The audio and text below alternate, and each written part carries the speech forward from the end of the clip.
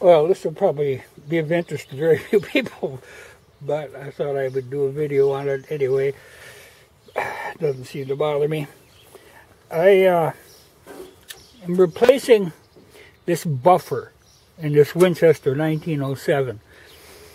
Now the buffer sits in a pocket back here with this washer over the top of it, and then the spring and the bolt, you know, the pressure's against it. Now when I took it apart, this had actually compressed down.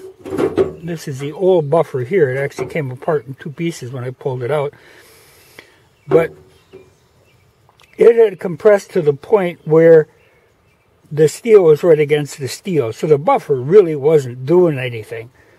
Now with this new buffer, you can see there's quite a gap in there, so there's room to compress.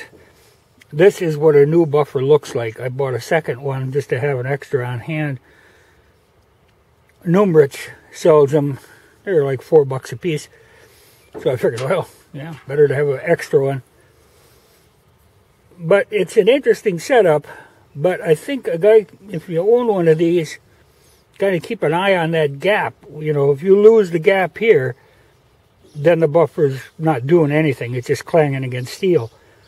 But as long as you've got a little bit of a gap, you'd be okay.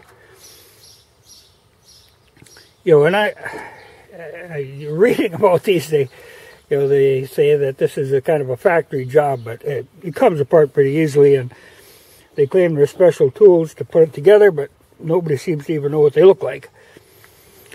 So I'm sure I can get that, but you know, to get the spring, because this is something I would have done a little differently, because you actually have to, you know, the spring rides on this rod, the bolt rides on it, kind of a guide rod,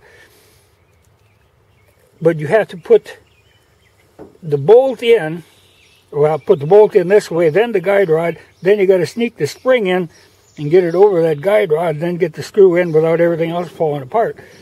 You know, it would have been so much easier to put something up here that you could put the spring in and then screw something in to tighten it down. You know, I don't know why they did it this way, but the idea was you should never have to take it apart. But in truth, you know, to get at that buffer, that's the only way it comes apart. And if you had to replace, like, your firing pin or your ejector, well, the ejector you could probably get without taking it out. But I'm going to clean all this up. But see, this is where it comes back and bangs on here. And if there's no space here for the buffer to actually function, it's just going to be metal against metal. But the good part, even with the buffer wore out, it doesn't cycle back far enough to hit on the back of the housing here.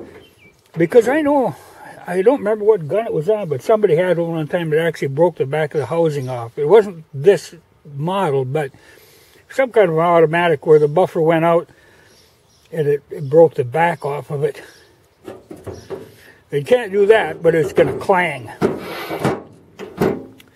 So hopefully, you know, I've got a new buffer in there and I can see I got plenty of space. So maybe she'll function a little quieter. But let's see, Numrich carries the parts for these. But this old buffer, she was, like I say, compressed to the point of really not doing anything. And when I took it out, it actually broke apart. But I can see, you know, it's supposed to be rubber, but I tell you, that don't look like rubber. That looks like more of a fiber, but it just could be rubber that has decomposed over the 100 years. Which is the likelihood, you know, things get brittle after time. Especially depending on what kind of solvents were involved. But I'm going to clean this all up and get it back together, and I think that should... But as long as I'm in here, I can lube everything up and clean it all up. But I think that I would have done a little differently. Like I say, I would have put a screwed in part here that you could put it together, then put the spring in from that side and then tighten it down. Could have actually even made it so you could adjust the spring pressure that way. But this functions, like the manual says, you should never have to take it apart, or if you do, it should go back to the factory. But I can do her.